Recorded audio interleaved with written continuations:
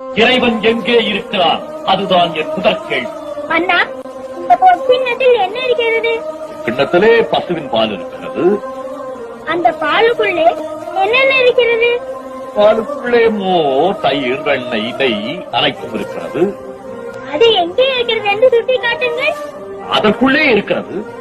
ஆஹா, அப்படி சொன்னால் போதாது. பாலுக்குள்ளே நெய், தயிர், வெண்ணெய், மோர் எங்கே இருக்கிறது என்று தனித்தனியாக சுட்டி காட்ட வேண்டும்.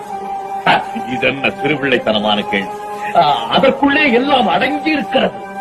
அப்படித்தானே, ஆண்டவன் எல்லா இடத்திலும் அடங்கியிருக்கிறான். இது புரியாமல் தாத்தாவிடம் இறைவன் எங்கே இருக்கிறான் என்று ஒரு கேள்வியை கேட்டிருக்கலாமே. இதற்கு எப்படி பதில் சொல்வது? கண்முன்னே நிற்பது குழந்தையா அல்லது குழந்தை வடிவிலே வந்த பெண்குலத்தின் தெய்வமா?